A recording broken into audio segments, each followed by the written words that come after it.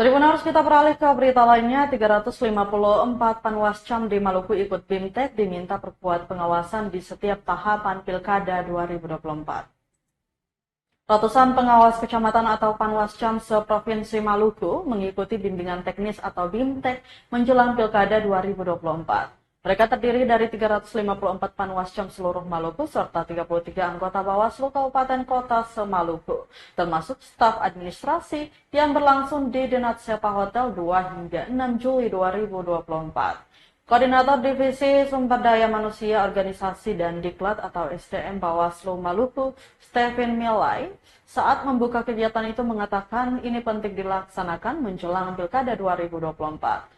Hal itu agar masyarakat Maluku dapat percaya bahwa Bawaslu dari tingkatan paling atas hingga paling bawah sudah siap mengawasi pesta demokrasi yang akan berlangsung 27 November 2024 nanti.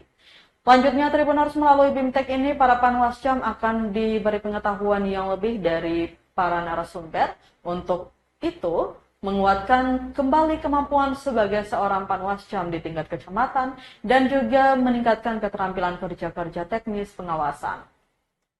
Tribunal Stephen juga mengingatkan bahwa tugas Panwascam akan dihadapkan dengan tantangan ke depan yang lebih besar, yaitu Pilkada, karena dinamika politik lokal yang yang berbeda dengan Pilpres dan Pileg. Bapak Ibu undangan dan hadirin sekalian ya Allah yang pengasih dan penyayang, pada hari ini Download Tribun X sekarang, menghadirkan lokal menjadi Indonesia.